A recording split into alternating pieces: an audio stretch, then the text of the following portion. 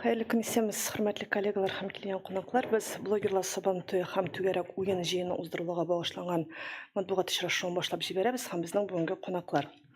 Ялкын журналы баш мөхәррире Илназ Фазулин, Теләче информ мәгълүмат үзәге җитәкчесе Ленар Хужин, блогер, шәп блогер медиа мәктәбе продюсеры Олеся Дмитриева һәм шулай ук блогер Рузилә Зиганшина. Иң беренче булып Ленар сүз сиңа, гомумән түгәрәк уен җыены ул бит инде беренче ел гына уздырылмый, алдагы елларда нинди форматта иде ул һәм кайсы вакытта аңа инде блогерлар кушыла башлады, якынча ничә кеше катнаша һәм быелгы түгәрәк уенның үзенчәлекләре программасы хакында. Хәерле көн, хөрмәтле безнең коллегаларыбыз. Безнең Баланш авылында түгәрәк уен форматындагы узучы чара быел 3нче тапкыр планлаштырыла һәм инде без аны быел 3нче тапкыр уздырырбыз дип план корабыз. Узган ел безнең Казаннан Ялкын журналы блогерлар командасы кайткан иде. Быел инде без аны блогерлар сабантуе плюс түгәрәк уен форматында уздырырга дип карар кылдык. Мин инде сүземне башлаганчы иң беренче чиратта зур рәхмәтемне җиткерәсем килә Татмедиа акционерлык җәмгыяте генераль директоры Садыков Шамил Мухамметовичка, шулай ук безнең Теләче муниципаль район башлыгы Хазипов Нәҗип Накиповичка, чөнки аларның ярдәме, аларның теләктәшлеге белән генә без бу проектларны тормышка ашырып киләбез. Әлбәттә, районда безнең Теләче газетасы таралып килә, аның үзенең тарихы бар, язылучылары бар, яратып язылучылары бар. Менә шул нисбәттән без ел сайын язылучылар арасында төрле форматта бәйгеләр, уеннар оештырып киләбез. Һәм 2021 елда безнең башка коллективның идея килде. Әйдәгез әле берәр авыл җирлегендә шушындый форматта күңелле итеп халыкка якынаю максатыннан шушындый чара оештырып карыйк әле дип. Һәм без инде сайладык Баланш авыл җирлеген, чөнки Баланш авыл җирлеге ул республикада үзенең урыны бар. Яңа елларда ул бик матур гына елкы бизәлеше буенча муниципаль берәмлекләр арасында хайран гына матур урыннар алып килә. Елкы бизәлешләре буенча һәм тукталдык Баланш авыл җирлегенә. Беренче елда әлбәттә безнең авырлыклар булды моны оештырганда. Беренче коймак тиерле була һәм икенче елны без авыл форматында ныклап әзерләнеп, спонсорлар привлекать итеп, шулай итеп бу чараны без оештырып чыга алдык. Чара үзе нәрсәдән гыйбарәт? Иң беренче чиратта монда фольклорлар, коллективлар безнең чыгыш ясый, авыл үзешчәннәре һәм инде без Татмедиа акционерлык җәмгыяте ярдәме белән җырчылар чакырып, алар белән бергә шушы форматны баетып киләбез. Шулай ук онытылып баручы гореф-гадәтләрне үз эченә алган безнең авыл уеннары, йөзек салыш, себерке бәйләү, печән чабу, чалгы, чалгычылар ярышы дип әйтик инде без аны. Менә шундый чаралар безнең үткәрелеп килә. Утын кисү, вакытка ат туару, ат җигү. Әмма дә ләкин быел без аз гына форматын үзгәртеп җибәрдек һәм блогерларны без каршы алырга әзерләнәбез. Блогерларга килгәндә алар безнең бик күп төрле юнәлештә үзләренең эшчәнлекләрен алып баручылар бар һәм алар инде без уйлыйбыз безнең Теләче районын яхшы яктан танытып, Теләче районында кунак булып, үзләре ял итеп, бәйрәмне оештырып, бергә ял итеп уздырырбыз дигән теләктә калабыз. Быелгы түгәрәк уен форматына килсәк, анда сату нокталары, балалар өчен аттракционнар, шулай ук кул эшләреннән торган күргәзмәләр, Баланш авыл җирлегенә кергән яшәүчеләр үзләре җыйган авыл хуҗалыгы техникасы, мини-тракторлар дип әйтик, алар булачак. Шулай ук ат чабышында быел үзгәрәк итеп оештырырга тырышабыз, ат чабышы булачак. Менә шундыйрак форматта без быелгы чараны оештырырбыз дип өметләнәбез. 27 июль көнне сәгать кичке 3-тә дип әйтик, ул безнең башланып китәчәк. Аңа кадәр без Баланш авылында блогерларны каршы алып, аларга икенче төрлерәк программа белән үзгәртеп эшләячәкбез. Ленар, тагын берничә генә сорау, менә сезнең газетага язылучылар арасында да ниндидер бүләкләр уйнатуда була. Дөрестән дә бүләкләр уйнатуга килсәк, безнең язылучылар арасында матур традициягә әверелде. Язылалар һәм безгә язылу вакыты беткәннән соң квитанцияның күчермәләрен җибәрәләр. Һәм шулар арасында без төрледән төрле бүләкләр уйнатабыз. Төрледән төрле бүләкләр арасында безнең утын, печән, салам, икмәк һәм шулай ук төп бүләгебез ул бозау. Бозауны без 3нче, ялгыш әйтәм, 5нче тапкыр уйнаттык. Быел инде 6нчысы булачак. Әмма дә ләкин безнең кышкы вариантта 2 тапкыр без колында уйнаттык. Менә шундый саллы бүләкләр безнең язылучыларыбызга әле бу гына түгел, безнең Татмедиа акционерлык җәмгыяте дә үзенекендәген уйната, безнекен дә өстәмә генә булып бара шушы чараларга. Рәхмәт Ялсын. Илназ, сүзне сиңа тапшырам. Менә блогерлар Сабан туе гомумән беренче мәртәбә уза, гадәттә бит инде. Театр әһелләренең дә Сабан туе булды, башка ниндидер өлкәдә эшләүчеләрнең дә Сабан туйлары узды. Инде ниһаять татар блогерларының беренче Сабан туе. Аның программасы нидән гыйбарәт һәм ни өчен нәкъ менә Сабан туй форматын сайладыгыз? Гомумән җыеннарның бит инде форматы төрле була. Исәннәрмесез, хәерле көннәр. Ленар әйтеп киттеңдә, аны без узган ел түгәрәк уенга кунак буларак кайткан идек. Анда берничә этник блогер белән кайтып, авыл анда килгән кунаклар, балалар, яшьләр белән күңел ачып, видеолар төшереп, бәйрәмдә катнашкан идек. Һәм менә быел блогерлар Сабан туе дип атап, гомумән зуррак состав белән кайтырга планлаштырдык. Алай булса барып та чыгачак инде ул. Ни өчен Сабан туй? Әйе, моның инде ниндидер аерым мәгънәгә ия булган мәгънәсе юк дип әйтик инде. Ул Сабан туй безнең татар халкының иң яраткан, иң көтелгән бәйрәме. Шуңа күрә менә бу җыенны да Сабан туй дип атадык. Төп үзенчәлеге монда блогерларның составы, блогерларның күп булуы, чөнки әзме күпме блогерлар үзара аралашып торсалар дагы, ниндидер төркем дип әйтик инде, менә булай иттереп зур составта, әле бер-берсе белән бәлки очрашмаган, таныш булмаган блогерлар җыелып, тагын да бер танышып, башкалар белән аралашып, матур гына күңел ачып, үзләре уеннарда катнашып, үзләрен күрсәтү дип әйтик инде, башкаларга да зур мөмкинлеге үзләренең яраткан блогерлары белән аралашып алу. Бүген көндә бар блогерлык ул инде үсмерләр, яшьләр арасында бигрәк тә нык популяр дип әйтик инде, актуаль юнәлеш. Кемне карасак та, хәтта зурлар арасында да блогер булырга теләүчеләр саны артканнан арта.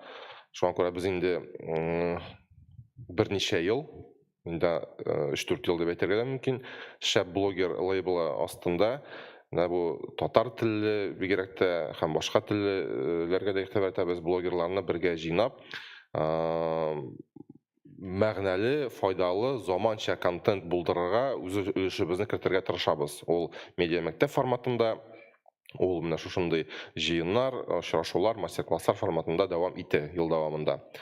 Программага килсәк, баландыштагы Ленар да әйтеп киттең дә, без төп мәйданда 3-тә башланса, блогерлар иртәрәк җыелып, сәгать 2-гә дип уйлап торабыз инде алай булса. Авыл мөхитенә чумып дип әйтик инде, блогерлар арасында ниндидер уен көлкегә кайтып калган, уеннар уйнау һәм иң үзенчәлекле бер өлеше ул Сабан туйлары хас булган бирнә җыюны оештырырга исәп бар. Шундый матур гына бер күренеш тә булачак әле алай булса.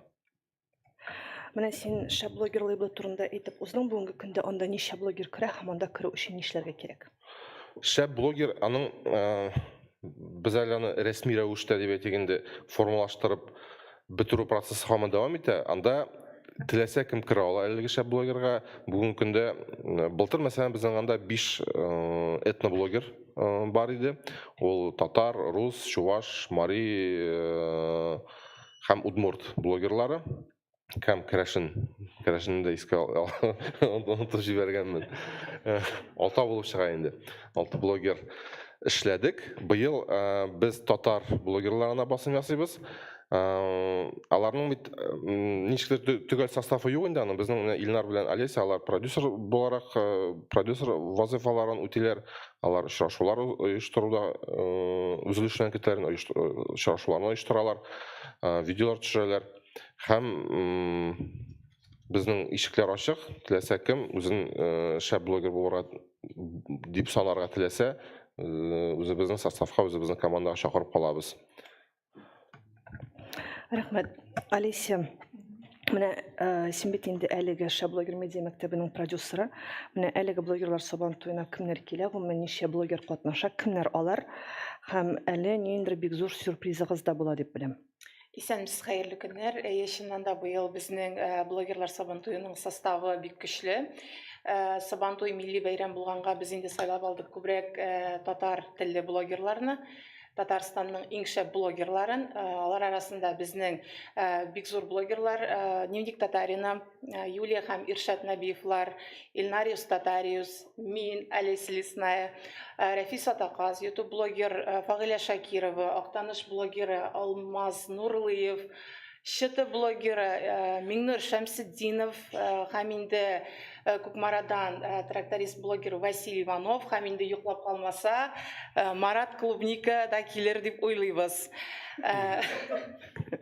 Шуңа күрә килегез, күңелле булачак, инде блогерлар белән бергә фото, видеога төшү мөмкинлеге булачак, төрле флешмобларда катнашу, килгән теркәлү узып килгән кешеләргә әле безнең кичкенә генә бүләкләр дә бар. Сез аны килгәч күрерсез. Һәм инде Сабантуйда 30-40 блогер катнашу көтелә. Әле булар барсы да түгел, чөнки менә афишага керткәч күп блогерлар язды, мин кая дип. Безнең бу афиша тулланачак, һәм инде блогерларның бик күп килүе көтелә. Һәм шулай ук без килгән кешеләргә тагын бер сюрприз әзерләдек. Инде сез Шәп блогерның Telegram каналынан да күргәнсездер. Ул безнең Илнар Идрисов белән бәйле. Быел Илнар Идрисовның тормышында бик зур вакыйга көтелә. Инде сюрпризны ачып бетермим. Килгән кешеләр ул сюрпризны күрәчәк. Бер генә тапкыр кабатлана дип уйлыйбыз инде тормышында. Шулай булсын. Бик күңелле вакыйга булачак. Килгәч күрәсез, чөнки бу чыннан да сюрприз. Сюрпризны ачып бетермибез. Алисия, менә син теркәлү турында әйттең, инде кичкенә генә бүләкләр кая теркәлергә мөмкин? Безнең инде ул нинди формат дип әйтергә инде аны? Бу безнең Яндекс формада барлыкка китерелгән теркәлү формасы. Аның ссылкалары, сылтамалары Telegram каналдагы постларда бар. Шуңа басасыз да бик җиңел. Бер кнопкага басасыз, Яндекс формага керәсез, анда исем, фамилия һәм телефон номерыгызны гына күрсәтергә кирәк. Без аларның бөтен теркәлгән кешеләрнең исемлеген җыеп барабыз. Һәм шунда килгәч, Алиса әйттең аны, анда килгәч, урынында тап булачак. Шунда килеп, үзегезнең исем, фамилиягызны әйтеп, без аны чагыштырып, сезгә тиешле бүләкне, сюрпризны тапшырачакбыз. Бүгенге көндә теркәлүчеләр саны 200ләп. Инде без аларны күбрәк булыр дип уйлыйбыз. Һәм барлык килгән кешеләргә бүләкләр тапшырылачак. Рәхмәт. Арузилә, сиңа күчик. Гомумән менә моңа хәтле бит инде блогерлар төрле форматта җыелды. Сез ниндидер кичәләрдә дә катнашасыз. Бар шундый блогерлар, мәсәлән, калганнарны үзара җыя. Менә шушындый Сабантуй форматының үзенчәлеген нидән көтәсең? Һәм гомумән блогерларга менә очрашудан кала бу нәрсә бирә? Микрофон. Исәнмесез, минем исемем Розинелла Фасанелла. Миңа калса, бу блогерлар Сабантуе бик матур бәйрәм булырга тиеш. Һәм бу Сабантуй 2нче елга да, 3нче елга да һәр елны миңа калса надо повторять. Татарча Кабатлау дәвамлый. һәр елны дәвам итәргә кирәк булачак миңа калса бу Сабантуе бәйрәмен. Без блогерлар инде гел очрашып торабыз, ләкин мондый Сабантуе беренче тапкыр. Һәм миңа калса бик матур булыр, бик яхшы булыр. Мин әзерләнмәгән идем, мине монда ялгыш кына көтеп Һәр хәлдә менә блогерлар үзләре шул ук уеннарда катнашырга, халык белән бергә чыгарга әзер булачакмы? Миңа калса, әйе, мин үзем дә менә беренче иттереп кул Син күтәреп әзер. торачак, мин әзер да. Мин кул күтәреп торачакмын, мин чыгам. Ярар. Хөрмәтле коллегалар, сезнең сорауларга күчик. Сорауларыгыз булса, рәхим итеп. Татар-информ. Хәерле көн, Татар-информ, Гөлсия Ибраһимова. Менә беренчедән сорау Илнар әфәнде сезгәдер. Бу авылда җәй көн инде гади сабантуй уздымы? Гомумән, әллә инде бу менә шушы сабантуйны көттегезме? Беректереп кенә үткәрер өчен. Әлбәттә, безнең традицион сабантуй кыр эшләре тамамланганнан соң ул узды. Баланш авылында мин районнан билгеләнгән җитәкче буларак бардым. Анда шул хәтле күңелле булды. Менә фермада, кырда безнең эшләүче апа-абыйларыбызны хөрмәтләргә, аларны шундый зурлап хөрмәтләдек. Бу форматны инде без ул сабантуй белән бергә берничек тә бутамадык. Чөнки түгәрәк уен аның үзенең тәртибе бар, үзенең матурлыгы бар дип әйтергә кирәк. Сабантуй инде ул безгә башкачарак, игенче, терлекчеләр бәйрәме дип кабул итик без аны. Һәм блогерлар буенча монда Татарстан блогерлары гына буламы әллә инде төбәкләрдән Башкортстаннар, башкалар чакырыламы? Безнең әлегә Татарстан блогерлары гына, ләкин без башкорт блогерларына да чыктык.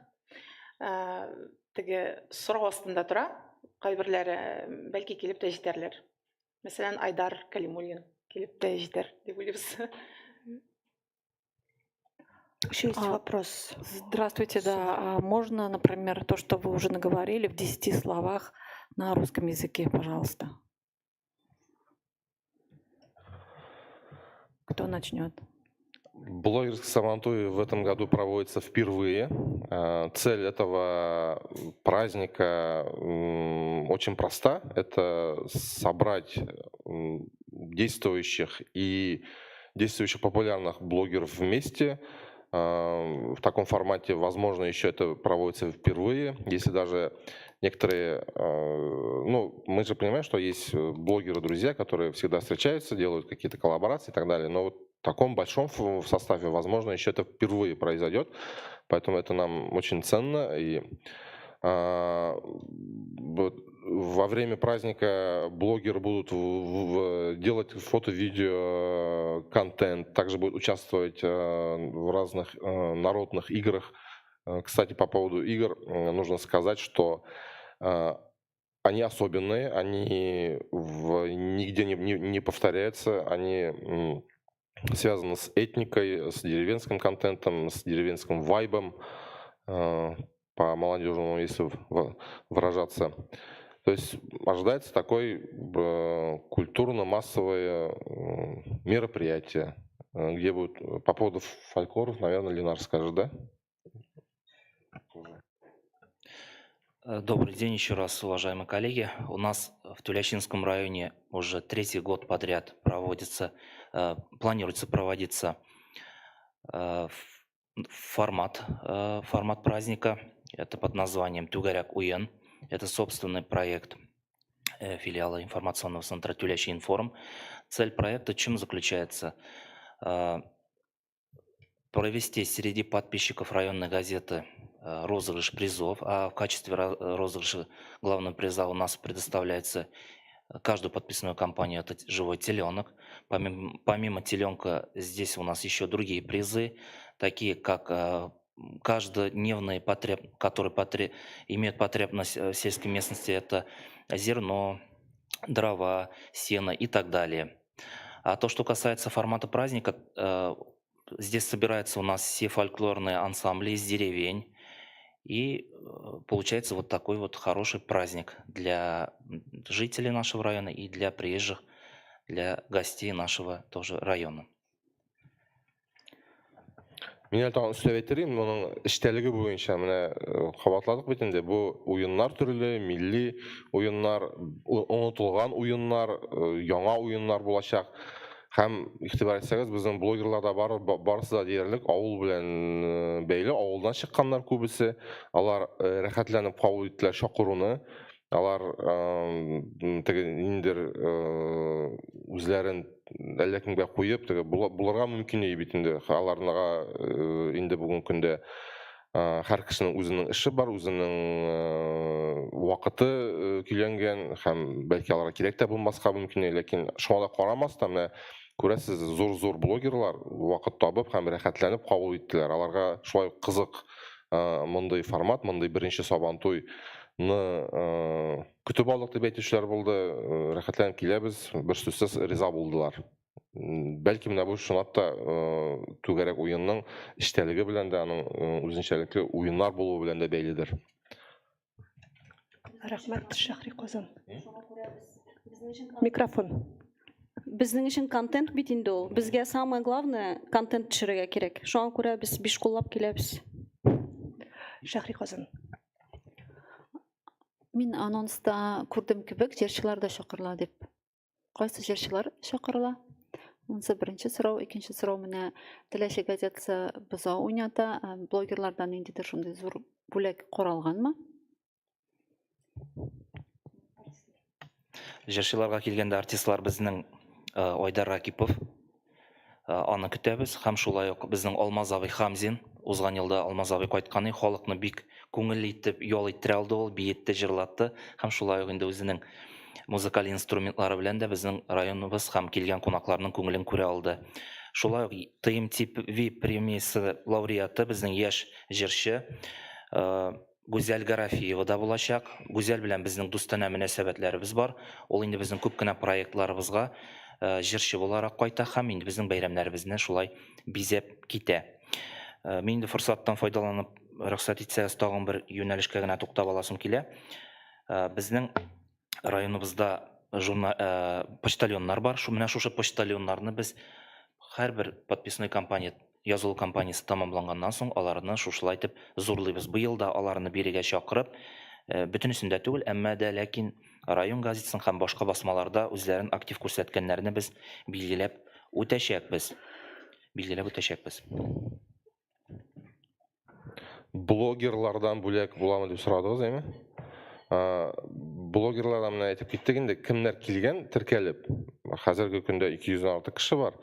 400, әле тагын 400 кешелек без бүләк әзерләдек. Зур булмаса да, бозау кадәрлек һәр кешегә бозау биреп булмаячак, анысы сүздә юк инде. Ләкин һәр кешегә ниндидер истәлек, әлеге бәйрәмнең билгесе булып, гомерлеккә исә калырлык күчтәнәчләр бар. Монысы инде менә гади кешеләргә дип әйтгәндә, уеннарда катнашучыларга әлбәттә аларга барысында бүләкләр каралган. Шуңа күрә килгән кешеләр блогерлар белән ярышып, күңел ачып шулай катнашырга әзер булып киләләр дип уйлыйм. Көтеп калабыз. Анда үзенә күрә бер шундый атмосфера булачак. Блогерлар командасы аерым һәм инде безнең яшәүчеләр командасы белән ничектер үзара ярышып, алар шушы уеннарда катнашып, шундый кызыклы чара булыр дип менә без өметләнәбез инде. Яңадан да иң истә калганы, узган ел менә халык яңадан сораганы, ул себерке бәйләү. Блогерлардан да узган ел катнаштылар. Вакытка себеркене бәйләү. Һәм бу себеркене, җыелган себеркеләрне без Саба районында урнашкан картлар йортына мероприятие тамамланганнан соң апарып тапшырдык. Чөнки аларның анда мунчалары бар. Аңа инде безнең картларыбыз да бик зур рәхмәт җиткерделәр. Шулай ук милли кием дигән безнең яңа төрле конкурс булачак. Аның нәтиҗәләрен безнең сайтларыбыздан карап барыгыз.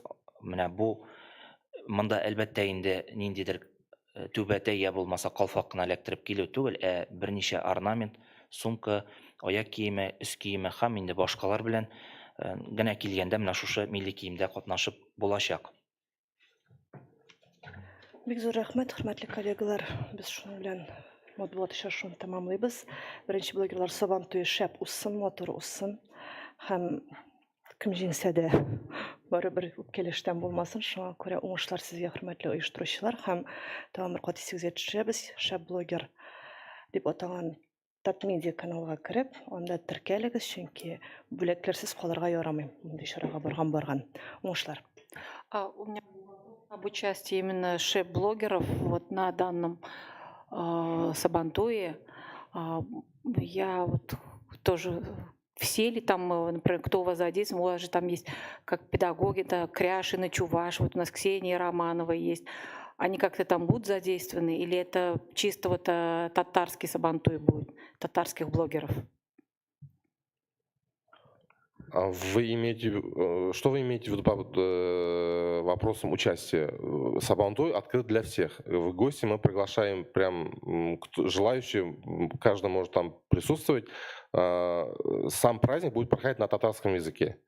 Поэтому какое-то отдельное выступление, что касается вот у вас, чувашских блогеров, не ожидается. Мы приглашаем в гости всех. Я говорю о том, что, например, мы живем в многонациональной республике, Мгм. и хотелось бы, например, на татарских праздниках участвовали, например, но в данном случае, если говорить о блогерах, вот чувашские блогеры, на наших чувашских мероприятиях, чтобы участвовали, принимали участие татарские блогеры.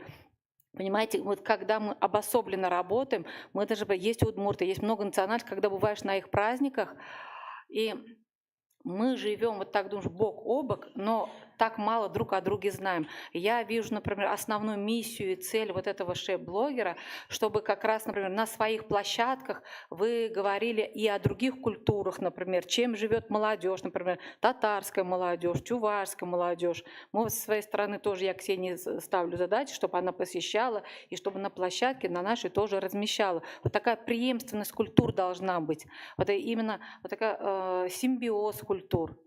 И именно, например, как если, например, монобукет только, это не совсем интересно. А вот когда там уже разные национальности, это всегда интереснее. Конечно, безусловно, полностью с вами согласен, поэтому если будут какие-то идеи, мы готовы реализовывать ваши инициативы, и мы все это поддержим. Спасибо большое. Мөмкин микән тагын бер Да. форсаттан файдаланып. Монда килүдәннең форсатыннан файдаланып, минем инде иң беренче чиратта бик зур рәхмәт әйтәсем килә үзебезнең коллегаларыбызга, Боландыш авыл җирлегенә, аның башлыгы Мөхәммәтшин Рөстәм Шымсывалиевичка, шулай ук Низамов крестьян фермер хуҗалыгы, аның җитәкчесе Низамов Марат Харисовичка, Баланш авылында урнашкан мәктәп дирекциясенә, аның җитәкчесе Хузин Юсуп Рашидовичка, мәдәният хезмәткәрләренә һәм менә шушы чарада тырышып, янып, киеп йөрүче барлык үзебезнең коллегаларыбызга, райондашларыбызга кабатланып үтәм, район хакимиятенә дә бик зур рәхмәтемне әйтәсем килә. Шулай ук Ибрагимова Зөлфия менә бу проектның асылына кереп, аны бер яңадан калкытып, аны менә үстереп, аның өстендә яшәүче һәм эшләүче коллегабыз Зөлфия Василовна Ибрагимова да. Аңа да зур рәхмәтемне җиткерәсем килә. Рахмет, Ленар. Демек, 27 июль көне 15:00-да, 14:00-да дөресрәк күрешкәнчә. Барыгызны таңыртаққа шақырып қалабыз. Барысы да өзімізден тұра, қонаққа келіп, кәйфләріңізді көтеріп, көңіл ашып, бәйрәм етіп, қайтып кетерге насип болсын барыбызға да. Рәхим итегез Баландыш авылы җирлегенә. Барыгызны да чакырып калабыз. 27 июль көнне погода инде безнең уйнап торган мөмкин, шуңа күрә җылы киемнәрегезне һәм инде яңгыр яуса, яңгыр үткәрми торган әйберләрегезне дә истә тотыгыз. Рәхим итегез. Зур рәхмәт.